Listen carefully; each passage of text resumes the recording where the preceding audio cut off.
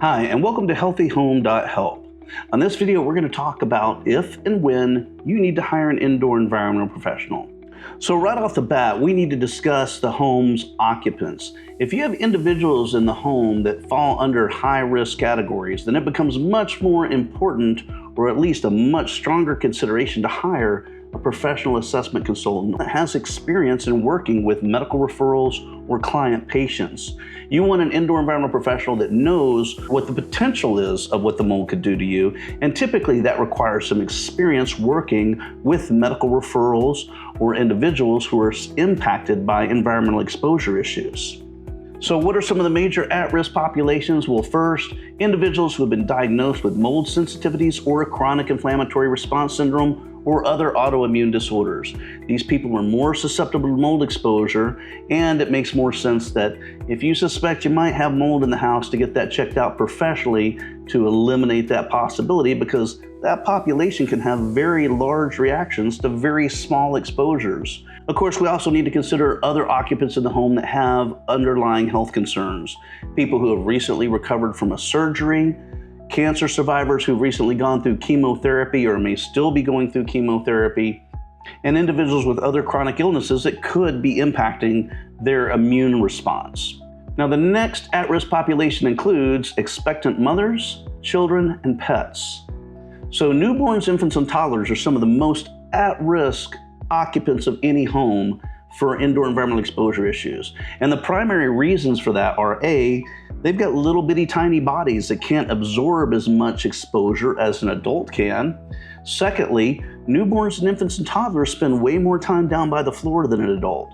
Since particles in the air, which is how we get exposed to mold in particular, since they are pulled down to the floor by gravity, any little ones that are spending a good amount of their time on the floor during tummy time, nap time, playing, etc., they're going to be getting more of an exposure than an adult who's standing or sitting and walking most of the time. Next, expectant mothers. Of course, we want that baby to develop healthy, and we want the mother to be healthy. Elderly occupants, our immune system function declines as we age. And then finally, small indoor pets, especially dogs and birds. Dogs 20 pounds and under if they're primarily indoor pets. For the same reason, newborn infants and toddlers are a higher risk. Pets 20 pounds and under, their bodies are small, so the dosage is more of an impact to them, and dogs are always sniffing the ground. And as we talked about before, the particles settle, and they're there sniffing the ground trying to find food. Well, they're breathing those particles right into their nose and increasing their exposure. Also birds in particular. Now birds, not necessarily because of their close proximity to the ground, but birds just happen to be highly sensitive to environmental toxins, hence the canary in the coal mine. So keep an eye on the cutest, littlest, most vulnerable populations in the home: newborns, infants, toddlers, and our cute little pets. Okay, so the next category is if you see visible mold or water damage in your home. That's a time you may very seriously want to consider hiring an indoor environmental professional. Now, the question I always get is, well, how much mold do I need to call somebody out for? If it's a little bit of mildew in a bathtub or around the base of a shower, is that worth calling an assessor out for? So let me just start by saying the term mildew and this term mold are synonymous. There's no special species, at least not in the context that we're using it. We just use the term mildew because it makes it seem less scary. So there are a couple guidelines out there. There's the EPA and the IICRC. They set a limit of about 10 square feet. So less than 10 square feet is considered to be a small problem. Greater than 10 square feet, you might want to handle a little bit more delicately. Now keep in mind that these guidelines and regulations are developed under what we call the traditional paradigm that doesn't really recognize chronic inflammatory response or sensitized individuals. If you can see mold and you're sensitized, seriously consider getting an indoor environmental professional involved. The next category under which it's important to consider hiring an independent third-party indoor environmental professional or mold assessment consultant is if there's any potential conflict or third-party legal obligation where disputes are possible. So if you're going to be selling a property in the next 3 years, if you're going to be involved in a landlord-tenant relationship, or if you own a business where the general public is allowed access so that somebody could get exposed and potentially lodge a complaint or want to take action. These are cases where having an independent third-party individual assess the property becomes important for credibility's sake.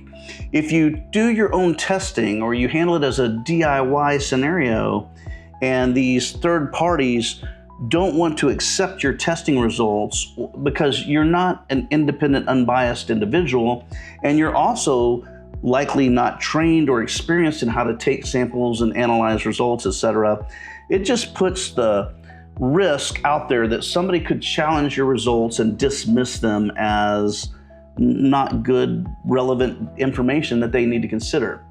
This brings us to the last category of when it's important to hire a licensed mold assessment consultant or indoor environmental professional, and that is for regulatory compliance.